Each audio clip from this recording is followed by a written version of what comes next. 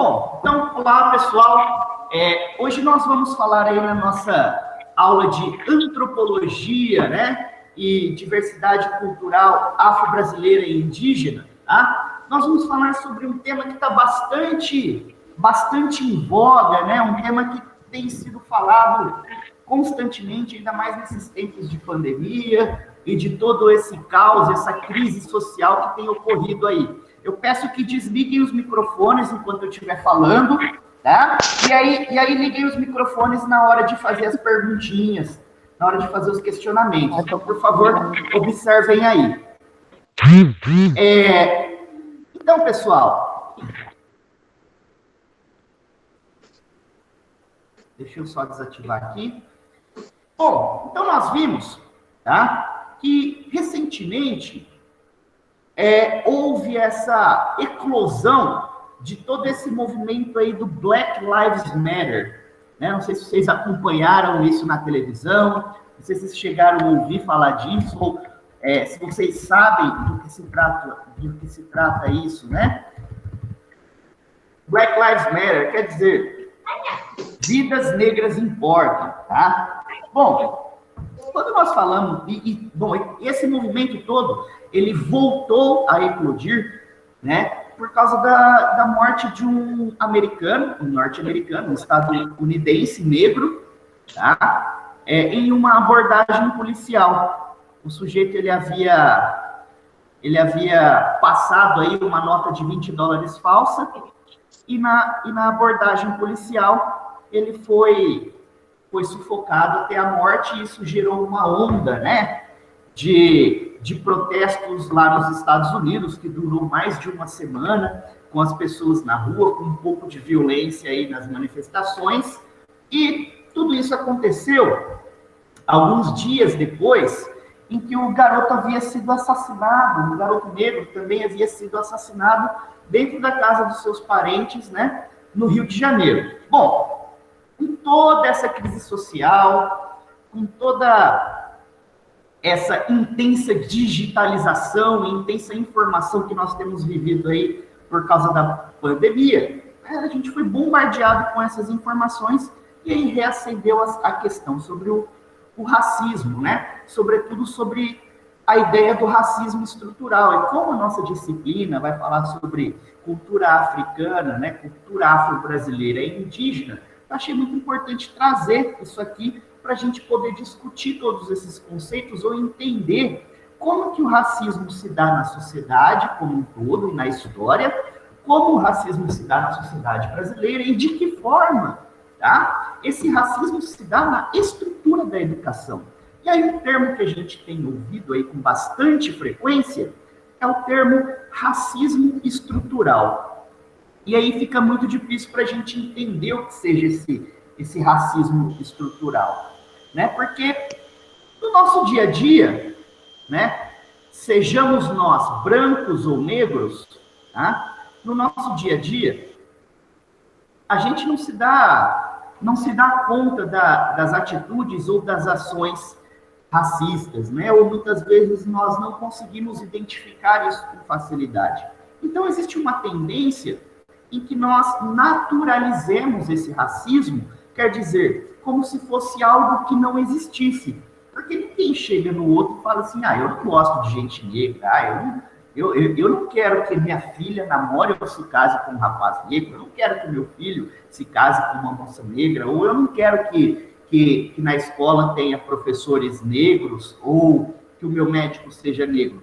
O racismo, ele não necessariamente ele é verbalizado, apesar de que ele pode ser verbalizado e em algumas situações, sobretudo de privacidade, tá? O racismo é sim verbalizado, mas mais do que identificar onde ele está, é entender por que ele está, né? E aí me parece que a tendência é que as pessoas acreditem que o racismo ele se torna um vitimismo, o que é um equívoco pensar assim, ou que o racismo é uma forma de dar importância ou privilégio a uma discussão referente só aos negros, né? E aí as pessoas brancas, né, ou não negras, não sei, acabam se perguntando se essa discussão cabe a elas ou se elas devem fazer parte dessa discussão ou dessa compreensão, já que no primeiro ponto as pessoas acabam não se enxergando como racistas e depois quem não é negro acaba se perguntando, mas eu posso participar desse assunto ou que esse assunto altera a minha vida como branco, né? Então, já de antemão, esse assunto, pessoal, ou entender ou compreender a forma que se dá o racismo no mundo e o porquê, e sobretudo aqui no Brasil, e como ele se desenrola na estrutura da educação, é importante para brancos e negros. Tá?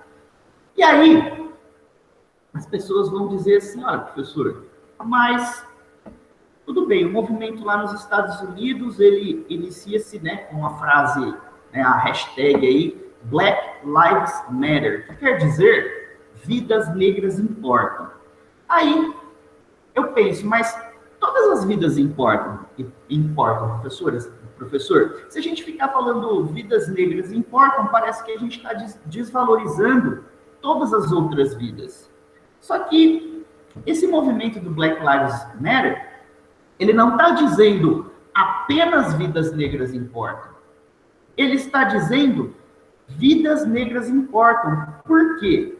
Porque é justamente o grupo social ao qual está sendo atacado no momento. Eu vou fazer uma analogia para que vocês entendam. Imagina que a minha casa está pegando fogo e nós moramos todos no mesmo bairro. A minha casa está pegando fogo e eu saio da minha casa e vou no vizinho e peço ajuda, né? Vocês são meus vizinhos, eu peço ajuda. Falo, pessoal, me ajuda, por favor, minha casa está pegando fogo, né? Aí, mas você vai falar assim, mas você quer que eu ajude a sua casa? Mas e a minha? E a minha casa? Falo, mas a sua casa está pegando fogo? Você vai dizer, não, mas a minha casa também é importante. Vou dizer, mas a minha está pegando fogo, eu preciso de ajuda aqui, eu preciso que a minha casa seja vista, eu preciso que a minha casa, que a gente lute pela minha casa. Vocês vão dizer, ué, mas todas as casas importam, por que todo mundo vai se unir para lutar pela sua casa? Vou dizer, olha, se não parar o fogo na minha casa, todas as casas aqui em volta vão pegar fogo também. Então a gente precisa se unir para salvar a minha casa, para que assim a gente possa salvar todas as outras. Tá? Então, essa analogia do combate ao racismo nesse momento, tá? Acho que ela consegue clarificar, consegue exemplificar muito bem, né, em como as pessoas às vezes tendem a reagir.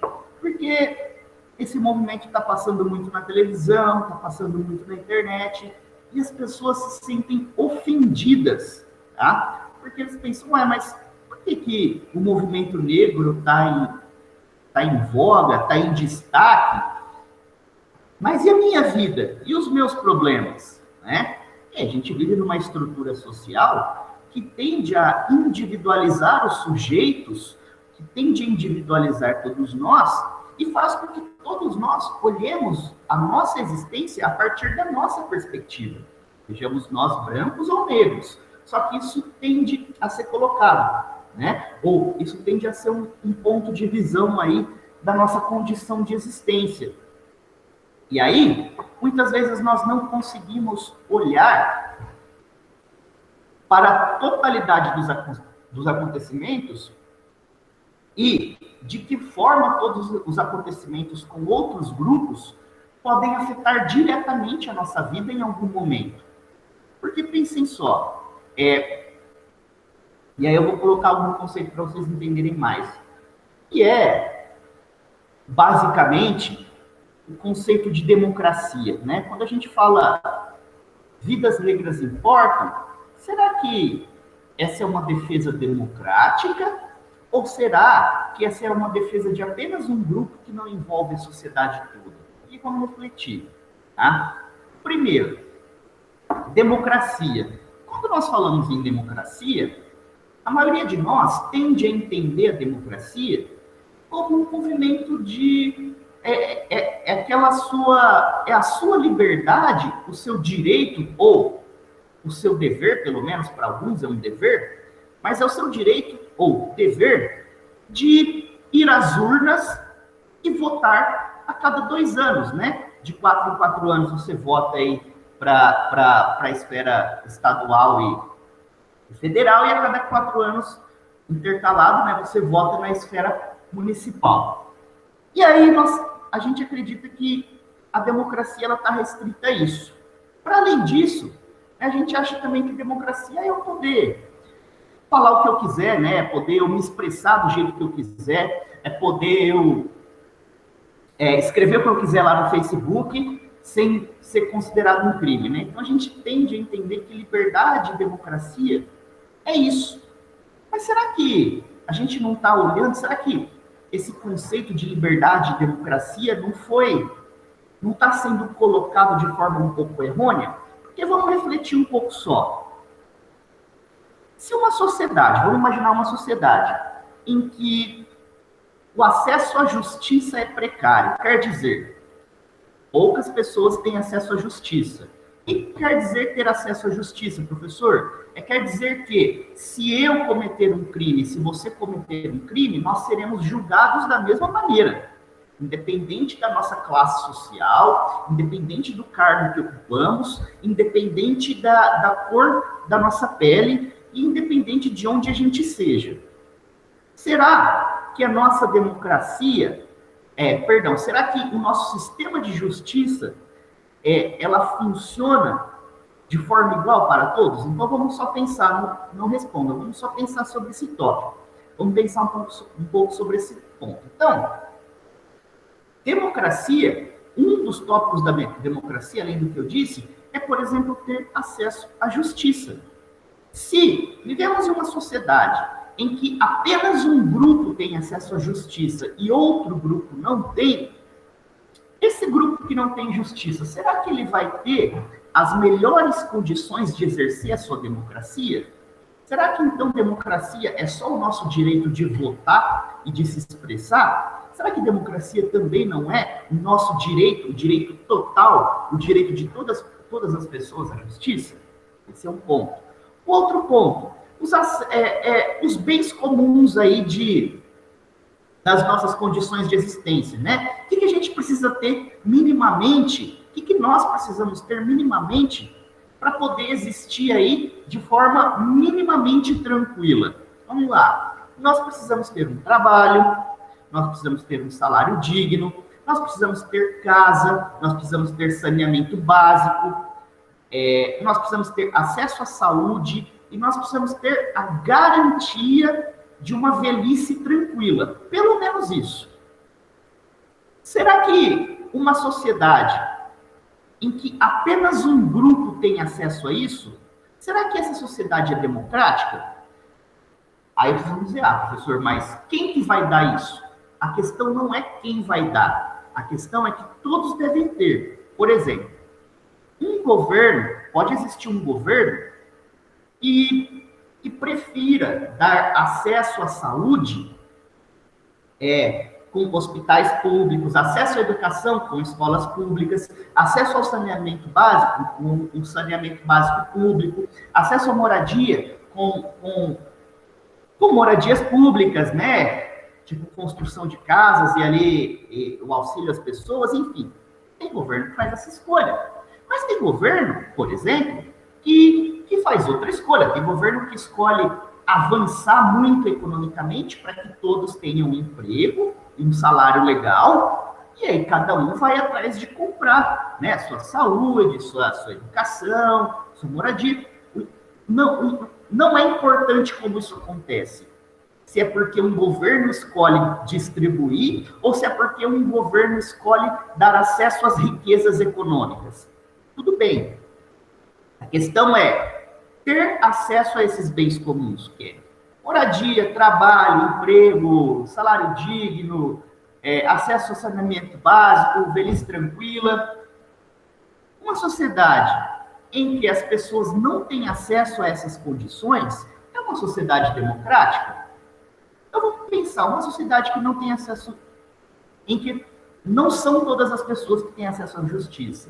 Uma pessoa em que não são todas as pessoas que têm acesso trabalho, velhice tranquila, saneamento básico, condições de saúde, etc. Será que essas pessoas que não têm essas condições, será que elas vão ter condição do exercício pleno dos seus direitos políticos, por exemplo, votar? Será que uma sociedade em que muitas pessoas não têm acesso a essas condições básicas, elas vão votar bem, vão votar com consciência, vão reivindicar o que precisam? Será que é meio que assim? Ninguém vota de barriga vazia, minimamente dizendo, sim, bem grosso modo. Ninguém vota direito de barriga vazia. Um país, uma nação em que existe um grupo de pessoas que está excluído dessa plenitude do acesso aos bens comuns para uma sociedade tranquila, ela não é democrática. Então a gente não pode falar assim, o Brasil é um país democrático porque todos votam. Não, todos votam. Mas será que todos têm acesso a todas essas condições? E será que não poder ter acesso a essas condições faz com que as pessoas votem bem? E a gente questiona, então isso é uma democracia? Isso é liberdade? Será que no Brasil não existem pessoas que têm mais liberdade e pessoas que têm menos liberdade? São reflexões apenas. Bom, e por que isso tem a ver com a questão racial? Por que isso tem a ver com a ideia do racismo? Bom, porque primeiro, quando nós olhamos os números estatísticos no país, fica claro que a maior parcela das pessoas que não tem acesso à justiça, saúde, trabalho, salário, educação, moradia, saneamento básico, etc., são pessoas negras. São pessoas negras. E aí, vale lembrar que no Brasil, que no Brasil 55% da população é negra. Mas por que isso acontece? Será que... Por que esse fenômeno ocorre? Se a maior parte da população é negra, porque essa grande população negra, a maior parte dela não tem acesso a esses bens comuns da sociedade. Por quê? Porque, historicamente, a sociedade brasileira foi constituída da opressão dos brancos, dominadores, sobre os negros, dominados. Professor, mas será que isso não é um vitimismo? Será que isso não é um coitadismo? Basta a gente olhar para a história recente do Brasil. O meu bisavô, ele veio da Itália. Ele era branco, veio da Itália, penou, ralou, e aí conseguiu as coisas. Ele teve o direito de trabalhar, se esforçar e conseguir as coisas. Mas e o bisavô de quem é negro? De algum de vocês aí que é negro? O bisavô de vocês que era negro, ele era escravo. Consegue entender? Ele era escravo, ele não teve o direito de penar, ralar, trabalhar e conseguir as coisas. E mesmo as gerações que vieram depois eram filhos de escravos. As pessoas não queriam empregar os filhos de escravos. As pessoas queriam empregar quem? Os italianos que vinham, os portugueses que vinham, os espanhóis que vinham, os alemães que vinham. Por quê? O governo brasileiro incentivou a vinda desses imigrantes para uma política de branqueamento. Então, houve a construção de uma ideologia, de uma consciência de branqueamento do país. Por quê? Logo que a escravidão começa a chegar ao fim no Brasil,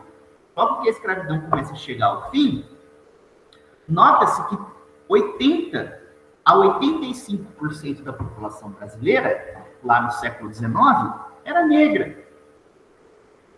Diante disso, olhando para as questões raciais, para o eurocentrismo, né? Para aquele modelo europeu de desenvolvimento, obviamente, traçou-se uma política pública para facilitar e atrair a vinda de imigrantes para o Brasil. Por quê? Mão de obra no Brasil existia. Logo que os escravos foram libertos, logo depois do fim da escravidão, tinha mão de obra. Os escravos não evaporaram do nada. Tinha mão de obra para trabalhar. Mas se eles eram escravos ontem, hoje, os senhores iam querer pagar para quem nunca pagou? Não fazia sentido. Existia, sim, esse desejo, então, em branquear os trabalhadores pagos. Isso quer dizer o quê? Olha como o racismo ele vai sendo construído na história da estrutura do país.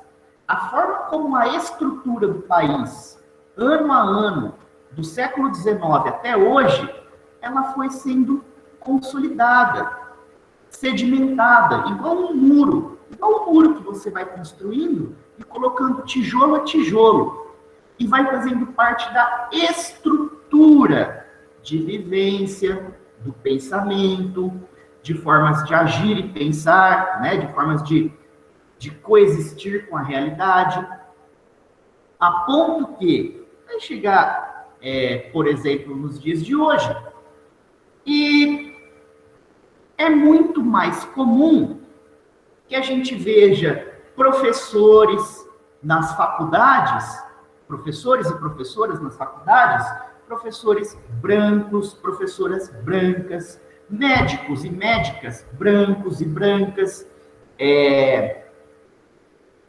gerentes de empresas, grandes empresários ou grandes empresárias brancos e brancas, tá? Não é porque esse racismo é colocado no sentido de queremos a morte dos negros, quer-se a morte dos negros, pelo menos não nessa camada mais superficial da nossa existência. É porque, em medida que a história do Brasil foi sendo construída, ela foi, aos poucos, excluindo os negros dos espaços, devido a um processo violento de escravidão, que trouxe os negros às forças, que depois colocou esses negros como escravos, e que depois de libertados, eles obviamente não eram aceitos como mão de obra. Alguém vai fazer uma pergunta? Estou vendo. Tá, vou desligar aqui o microfone. Bom, então, diante disso, tá, toda a história, a constituição do país, né, a construção histórica do país, pouco a pouco ela vai se dando dessa maneira, a ponto de, nos dias de hoje, não é nada raro, é muito comum que as pessoas estranhem ver médicos, juízes, advogados, grandes empresários, pessoas ricas, negras. Sobretudo uma mulher. Quando você vê uma mulher negra como juíza federal, isso causa um grande estranhamento. Quantas juízas federais existem negras no Brasil? E quantos juízes federais brancos existem no Brasil? Isso é o racismo estrutural. Se o Brasil é um país que tem 55% de negros e 45% de brancos, tá? Como que a maioria dos espaços de dominação na sociedade são exercidos por brancos e a maior parte de espaços dominados são ocupados por negros, né? Não é algo do tipo, você é negro, então você não vai ser juiz federal. Não é assim que se constitui. Mas é algo do tipo, a maioria das pessoas negras vem de uma situação de pobreza e fragilidade, por isso tem menos acesso à educação. Se tem menos acesso à educação, tem menos acesso a uma boa formação. Se tem menos acesso a uma boa formação, tem menos acesso às condições para ascender a esses cargos. Tá? Então, olha só como que a estrutura de como a sociedade vai sendo constituída, vai sendo formada no Brasil, ela vai separando negros e brancos em diferentes espaços, em que brancos exercem muito mais papel de poder e de liberdade e de justiça, e negros acabam sendo jogados pelo destino histórico brasileiro, pela estrutura da história, pela estrutura da sociedade brasileira, a espaços de trabalhos manuais, de trabalhos menos bem remunerados, né? A cargos e funções que estão abaixo, né? Cargos e funções operacionais, tá? E toda essa estruturação de como se dá a sociedade brasileira é histórica. E toda essa estruturação de como se dá a sociedade brasileira, ela acaba por... Fala que eu estou tendo aula. Ela acaba por moldar o olhar, tá? Ela acaba por moldar o olhar aí das pessoas, o que causa esse estranhamento, tá? Então, isso é um primeiro ponto, um primeiro aspecto é um primeiro aspecto da estrutura de como se dá o racismo no Brasil.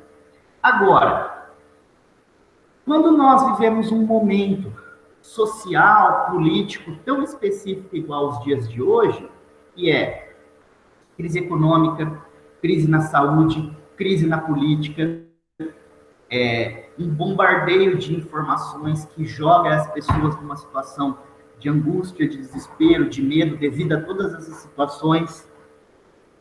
E aí, de repente, começa a acontecer todo esse movimento Vidas Negras Importam. O que começa a acontecer? As pessoas passam a reagir de forma negativa a esses movimentos. Porque toda a vida está caótica. Toda a vida está em crise. Então, em medida que a vida começa a piorar para todo mundo, tá? Ela, para quem está mais abaixo na estrutura, ela piora muito mais. A vida está ruim para todo mundo. Mas, quem está abaixo na estrutura, a vida está muito pior. Se para nós, que temos aí, né, nosso emprego, nossa família, nossa casa, uns têm mais, outros têm um pouco menos, mas estamos mais ou menos aí numa mesma escala. Se a vida começa a piorar para nós, para quem tem menos condições de trabalho, de vida, condições econômicas, familiares, estruturais de forma geral, a vida dessa pessoa piora muito mais. Consegue entender? E aí, no Brasil, o número de pessoas nessa condição é muito grande. Nós vivemos aqui no interior, nós vivemos numa situação privilegiada. Só que nas grandes capitais, onde se concentra a maioria das pessoas, tá, existe um número absurdo de gente que está em uma situação de cada dia maior precariedade. E, por causa de toda essa estrutura de como foi constituída a história do Brasil e a sociedade brasileira, encontra-se mais pessoas negras. Só para vocês terem ideia, o Covid-19 mata mais negros do que brancos. Mas isso não é uma questão biológica ou genética. Não é porque o Covid ele é mais agressivo, né? O vírus é mais agressivo numa pessoa que tem pele negra. Não é isso. É porque no Brasil, pessoas negras estão em uma situação social muito mais vulnerável. Existem mais pessoas no Brasil, existem mais pessoas negras no Brasil em situação de vulnerabilidade, né, social, econômica. Então, por exemplo, é muito mais devastador, essa doença ela é muito mais devastadora entre os pobres. Por quê? Porque não tem condição de se isolar, porque não tem condição de parar de trabalhar, porque muitas vezes são casas em que vivem muitas pessoas, né? Uma família em que vive muitas... uma casa em que se vive muitas pessoas juntas, né?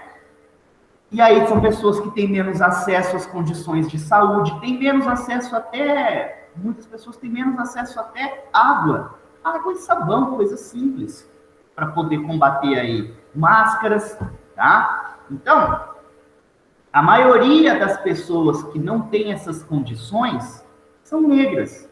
Por isso, quando a Covid chega nesses lugares mais precários, mais negros morrem, porque existem mais negros nessa situação.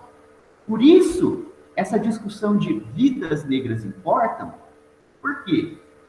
É para mostrar, são essas situações que mostram que existe esse racismo estrutural. Não é um racismo igual a gente é acostumado no sentido de pensar que, professor, eu não sou racista, eu tenho amigos negros, ou eu mesmo sou negro, ou minha família tem gente negra. Não é isso que se trata. O que a gente está falando é de uma sociedade que existe menos condições de acesso a esses bens comuns para uma vida tranquila. Então, os negros têm menos acesso porque a maioria dos negros estão em uma situação de precariedade, ou as pessoas que estão em situação de precariedade, a maioria são negros. Esse é o ponto. É isso que é o racismo estrutural. Quer dizer que a cor da pele das pessoas determina um pouco se ela tem condição melhor ou pior de vida. Então, a discussão, claro que a discussão passa também por outras dimensões do racismo que existe, não é só o racismo estrutural, existem uma série de outras dimensões do racismo, mas a discussão aqui que está em pauta é o racismo estrutural e as pessoas não conseguem entender. Fala-se muito do que é esse racismo estrutural e a maior parte das pessoas se ofende, porque as pessoas falam, mas eu não sou racista. E aí gera uma negação, gera uma reação, que aí acaba gerando até um ódio desse movimento. Porque a gente já está numa situação bem complicada como um todo, e é complicada para todos. Então, quando a gente entende, quando a gente consegue olhar para a situação brasileira e para a situação do mundo também, e notar que a estrutura da sociedade, como está constituída, privilegia de alguma maneira, nessa sua constituição, os brancos e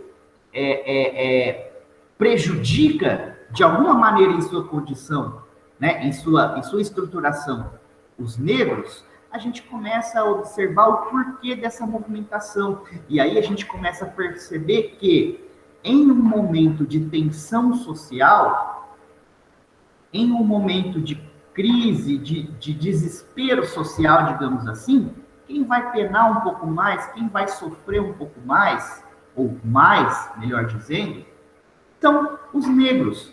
Então, em uma sociedade onde existe crise econômica, crise de saúde, crise política, a violência policial ela vai aumentar. Só que quem vai sentir primeiro essa violência policial? Os negros. Porque eles já estão na situação mais precárias nessa estrutura social. Porque já estão nessa situação mais vulneráveis, né? Que já estão mais vulneráveis, estão numa situação mais vulnerável, tá? E, em medida que a escala da crise aumenta, crise social, econômica, política, de saúde, em medida que aumenta, tá? Essa escala, ela vai só aumentando. Se num primeiro momento vidas negras não importam, ou a violência policial atinge muito mais os negros, uma hora começa a atingir todas as outras pessoas. Começa a atingir setores da sociedade em que, em algum momento, eram um pouco mais privilegiadas. É de novo aquela história, a minha casa está pegando fogo. E eu vou pedir ajuda para vocês. Vocês vão dizer, mas e a minha casa? Minha casa também é importante. Não, tudo bem, a sua casa é tão importante que a minha, mas a sua não está pegando fogo, a minha está. Eu preciso de ajuda. Não, todas as casas são importantes, nós não vamos nos juntar para ajudar a sua casa. Mas se a minha casa continuar pegando fogo, o bairro inteiro vai pegar. É a mesma história. Se não houver consciência de que existe esse racismo estrutural, tá? O colapso ele atinge a todos. É claro que ele se inicia por quem está mais vulnerável, mas combater o racismo é uma causa humanitária. Não é uma causa dos negros, não é uma culpa dos brancos. A coisa não pode ser enxergada assim, porque senão sempre vai haver essa reação, sempre vai haver essa divisão. Agora, se entendermos que uma sociedade só pode ser boa e plena onde não houver racismo, de nenhuma ordem, as coisas podem caminhar um pouco melhor. Então, o racismo, o combate ao racismo, ela visa um sentimento de vida plena para todos.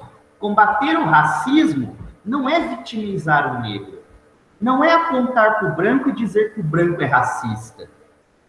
É, na verdade, conscientizar de como esse racismo ocorre, de onde esse racismo está, de onde esse racismo vem, para que as gerações possam alterar essa estrutura, para que melhores condições, por exemplo, e aqui no nosso caso, de melhores condições na estrutura da educação.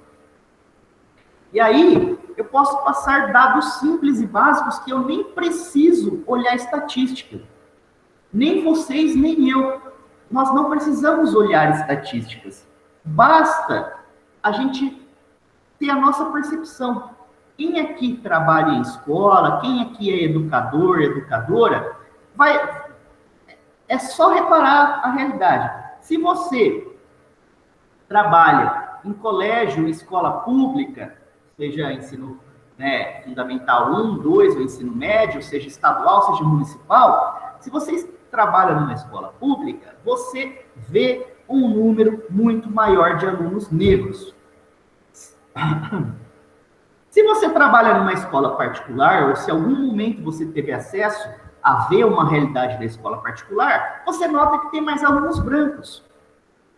Quando você olha dentro de uma escola, de forma geral, você sempre vê mais professores brancos, professores e professoras brancos.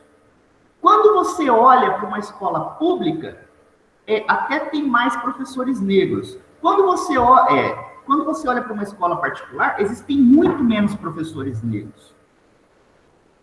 Quando você olha direção, coordenação, professores e o pessoal da manutenção da escola, faxina, zelador, essas coisas, você também nota que entre gestores e coordenadores o número de negros é menor, o número de negros também entre professores é menor, mas o número, por exemplo, de faxineiros e pessoal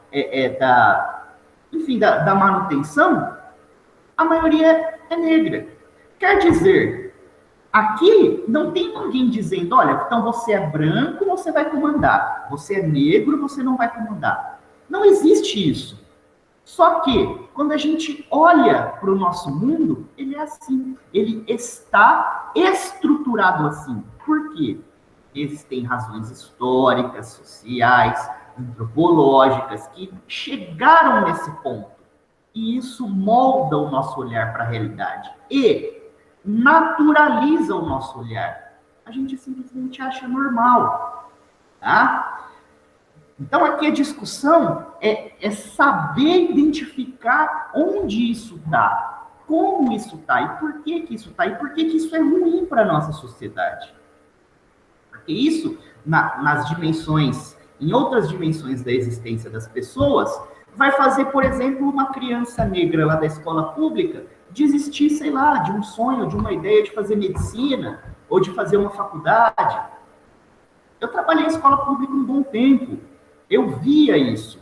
Crianças que tinham uma origem ou mais pobre ou que eram negras, não se sentiam no direito de sonhar em fazer uma faculdade. E quando eu trabalho numa escola particular, onde a maioria das crianças são brancas, elas têm a obrigação de sonhar. Essa é a constituição do imaginário, da ideologia branca e negra no Brasil.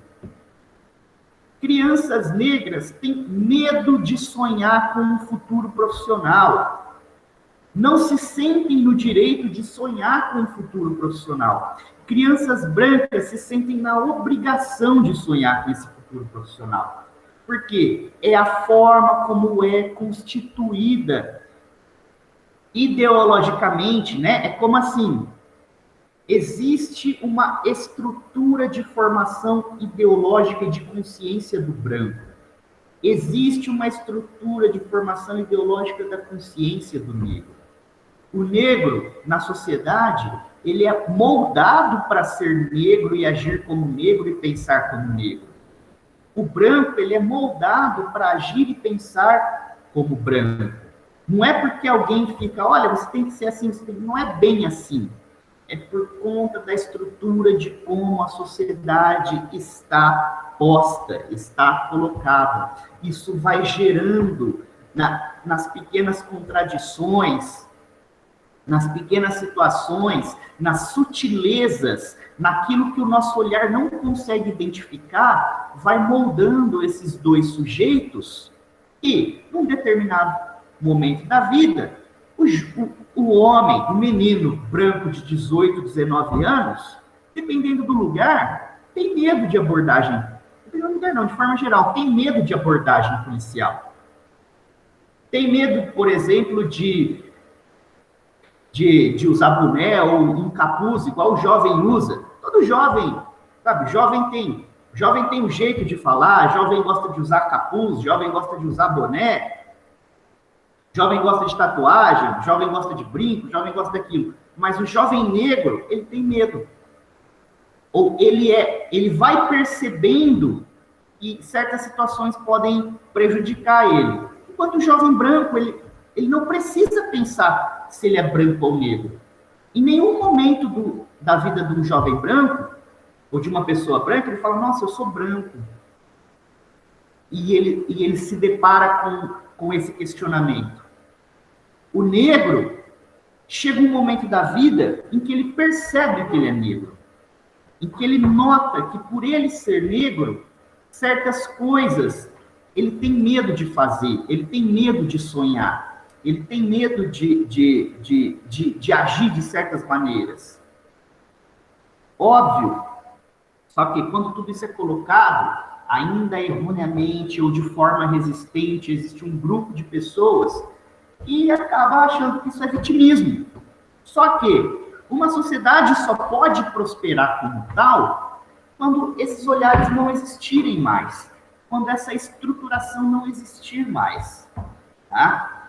E aí a gente fala muito de meritocracia, professor, mas eu tenho lá um tio que é negro, e aí trabalhou a vida toda e hoje conquistou as coisas deles, as coisas dele. Tá? Mas exemplos dispersos não excluem uma totalidade, não excluem uma realidade, e muito mais. Você pode perguntar para esse tio que conquistou aí um sucesso, ou conquistou as suas coisas, e mesmo sendo negro, se em algum momento ele não sentiu dificuldade por ser negro. Se em algum momento o fato dele ser negro não dificultou a jornada dele. Consegue entender? Então, são questões que vão sendo construídas historicamente, né, em toda essa estrutura, essa estrutura social, econômica, cultural, né, do Brasil. E a gente vê isso, né, disperso em muitas atitudes, em muitas percepções, tá? Bom, e aí, dentro disso, é muito importante pensar a estrutura da escola. Pensar a estrutura como a escola está colocada, né? Professores e alunos, a formação dos professores, a formação dos alunos, né? Muitas vezes a precarização da formação e da estruturação disso tudo, certo? Então, sobre a aula de hoje, tá? Então, eu vou ficar aí com vocês, vou ficar nesse tema, tá? E vou aqui até interromper a gravação.